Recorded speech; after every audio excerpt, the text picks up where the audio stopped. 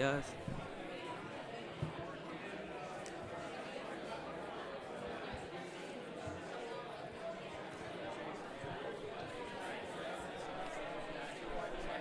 Hey, Shane, how's it going? Will, from 77 WABC Sports. How's it going? Congrats on the win, first of all. I'm a fellow New Yorker. I know you're from New York. So what does this mean to win here and, probably in front of a lot of your friends and family? What does that really mean? It was awesome, man. Walking out and hearing the pop when they announced my name. It said, fighting out of Monroe, New York, and the crowd went fucking wild. That was electrifying. That was awesome to hear. That's 7-0 at New York, so that's pretty fucking cool stat. Yeah, man. Excited. Awesome, man. Thank you. Congrats again. Thank you. Shane, you'd expressed interest in obviously re-signing now that your deal's ended. Dana also said the same thing. He really wants to as well. I mean, are there any other options out for you, or are you really looking at the UFC only? There's always options. I mean, I'm obviously willing to hear other options, but I pride myself in being a UFC fighter. I love fighting for the UFC. The staff is amazing. It's such a well-oiled machine, and I've had, that's my 11th UFC fight, so I've had 18 total pro fights, and 11 of them in the UFC, so it's almost like I'm just so used to fighting for the UFC, and it's so spoiled. Like, we have the PI making us food, and we have the masseuses that are here giving us massages. I'm like, if these other promotions don't have that, I don't think they have much to offer. I get you. So you mentioned between round 2 and 3 that your legs were kind of tired out from the body triangle, right? How does it feel like when you're moving in there? Like, what is it like? Oh my God, that never ever felt like that. Ever. I've never felt like that in training. I was gung-ho on getting a finish in the first round. I really thought I had him. I remember at one point saying, it's done, it's over. And he got out. And then the second round, I get his back, and I have it for like, 4 minutes, that body triangle? And I felt fine holding it. I wasn't squeezing terribly. And then the bell rings, and I stand up, and I'm like, holy shit, my legs. Like, I can't even, what the fuck? And my coach is like, coaching me in the corner. And then they're like, how do you feel? I'm like, oh, I feel great. I'm good.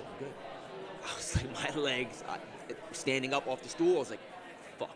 This is just going to be mental toughness and grit for these next 5 minutes. I knew I was up 2-0, and I knew that he knew that, so I knew he was going to come at me crazy in that round.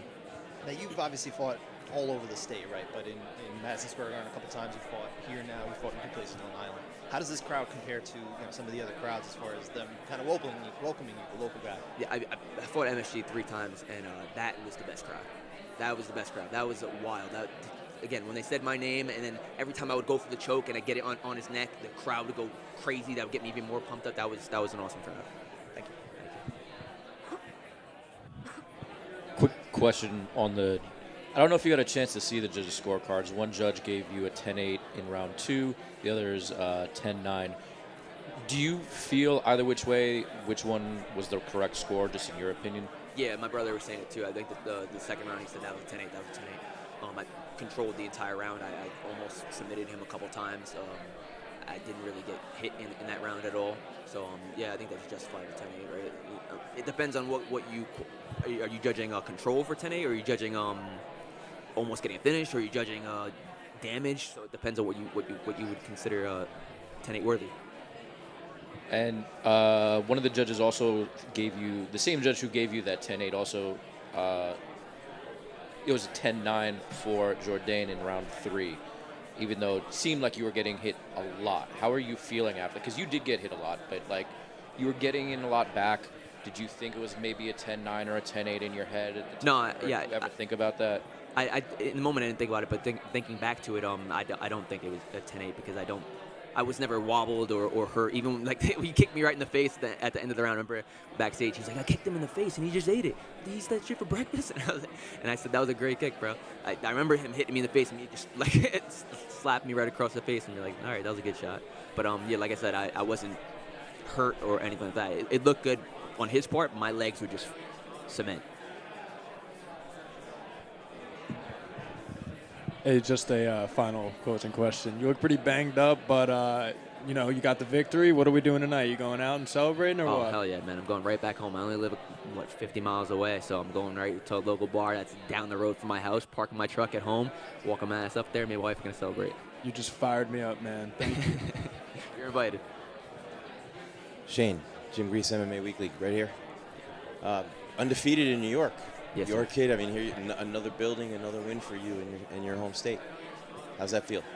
It feels expected at this point. I mean, anytime they say, "Oh, UFC's going to New York," I'm like, "All right, my phone's gonna ring any minute now." And you were born in the Bronx, right down the road from here, so a lot of people in the stands, a lot of people rooting for you here, and your people in New York. So what's it like to go out there and put on a show like that for them against a fighter like him, and to have a war like that back and forth? I wanted to finish. I really wanted to finish for the crowd, for myself. I wanted that fucking finish so damn bad. Overall, I got to watch the fight back because my coaches and everybody keeps telling me you're gonna think it's a lot better when you watch it back. But right now sitting here, I'm not happy at all with that performance. Not even a little bit happy. Like, I ended that fight with my legs feeling like absolute dog shit. Not happy with it. That's something to build on, right? It's always better when you 100%. win. Yeah, it's better to win and learn than lose and learn. So I'm definitely happy with that, and I still doubled my paycheck. So that's cool. Hindsight's 20/20, but fuck, I got bad taste in my mouth with how that fight ended. Hey, Shane. Congrats on the win. Thank you. And they announced they have plans to be at the Madison Square Garden around November. Yeah. Was there a plan to? As soon as it got announced, everyone's like, "Oh, MSG in November." I'm like, "Guys, I'm fighting Saturday." Like, I mean, let me just freaking get this fight. Like, we'll think about that in a little bit. Let me just get this fight out of the way. But I did it 3 times already. It would be cool to do it again, yeah, I guess. But I'm not opposed to going somewhere else. I mean, I only fought in Vegas once. I've only fought out of the state only a handful of times. So if they want to send me somewhere else, I'm cool with that. And honestly, I like fighting earlier. Like, this is last time I fought in Long Island. I fought at 4 o'clock. This time I fight at 2:30. I much rather that than the late pay-per-view start time, because my last fight was at 10:45 p.m. So that's brutal for me. Thank you. Listen, big dog, you're climbing the ranks, right? I'm in. So you're gonna be fighting later. That's how it goes, you know. Put me in Vegas. So they were yelling Burgos and USA. Yeah, Now yep. you're like, dude, do I go for broke right here and get wild, or you're like, let's just play it cool so I don't get fucking. What round? The third round? No, the whole. Oh, the whole fight. The whole fight. No, it was for you. yeah, it was hyping me the fuck up. Dude, that motherfucker's tough. I had that on his neck, like cranking the shit out of his chin, trying to get him to force, you get it on his chin, and then he's just like, all right, this hurts so bad, I'm gonna give you my neck. He wouldn't give me the neck. I was like, all right, I guess I'm just gonna break your jaw, and he wouldn't tap. I was like, holy shit. I get in that position, and when I do get in that position, it's over. I finish. Nothing but respect for the kid. So I'm gonna ask you a real question that everybody in this room does not know, and I don't even think you know. How do you judge a fight?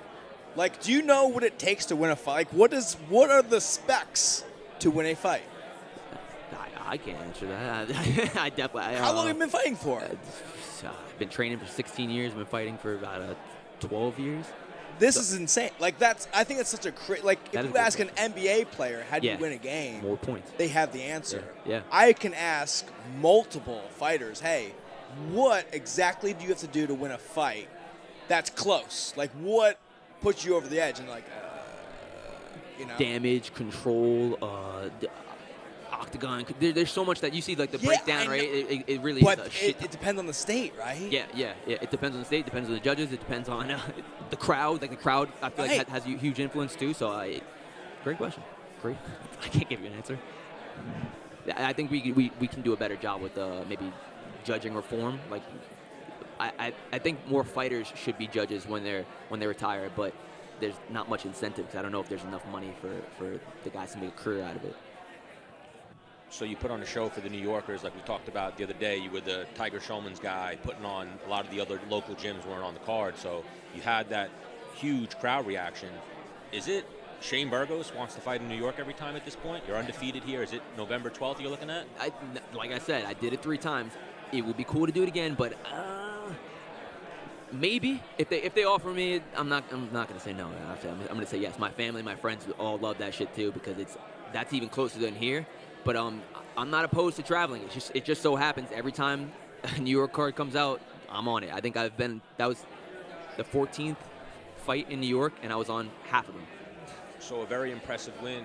You just beat Jourdain, who was right on the cusp of being in the rankings. You were ranked number 14, I think, going in. I don't know if you called. Did you call anybody out post-fight? No, again, I'm not happy with that performance. How can I call somebody out after that last one? Like, that was like... A win's a win. A win's a win, 100%.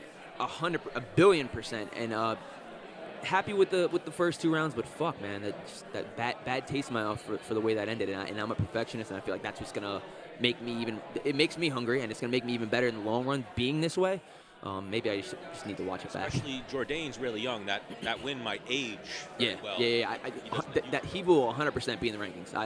By the time he's my age, in 5 years, he's 100% going to be ranked. But give everybody an idea of what they could write about, Monday morning.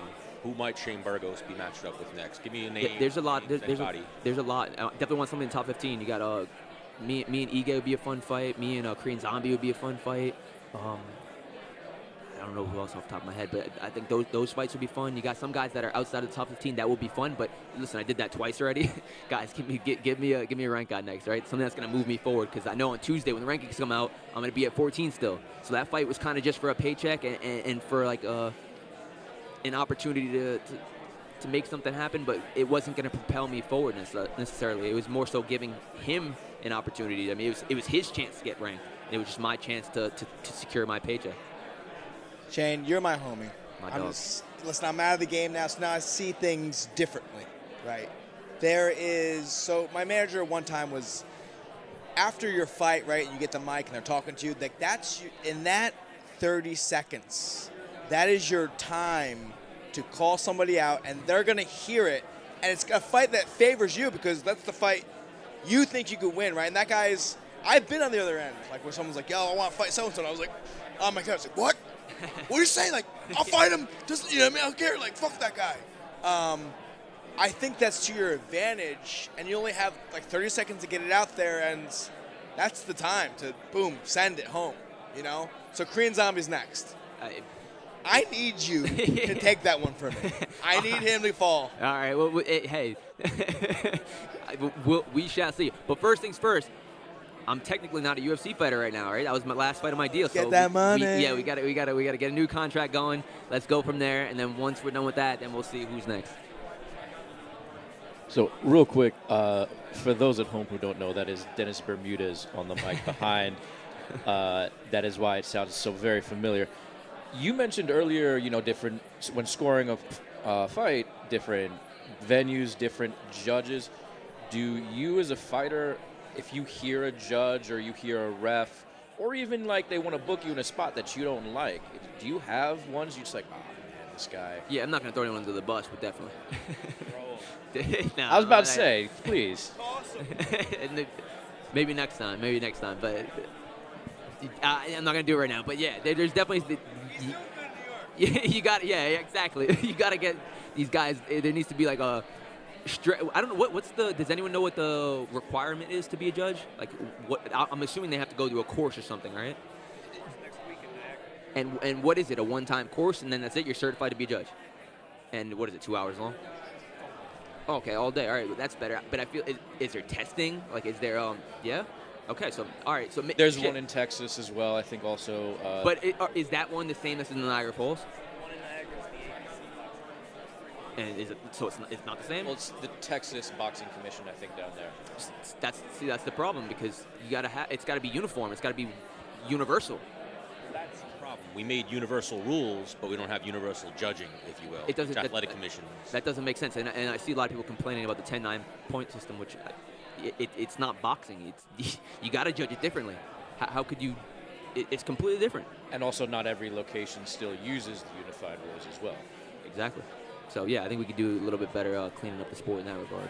Yeah. How would you judge it, Mike? 77 WABC. How would you personally put into action? Live scoring. I'm not too big of a fan of the live scoring. I don't think that's the way to necessarily do it. And yeah, I think that's a great idea. More judges, because you got 3 judges and 2 of them aren't that educated. Then there you go, you're fucked. But you got more. Let's do 5 judges in maybe a backstage room, because when you're watching a fight from the crowd, it's not necessarily the same as if you're watching it on TV. I think the TV is the best way to see it. So judges backstage, like in a room like this.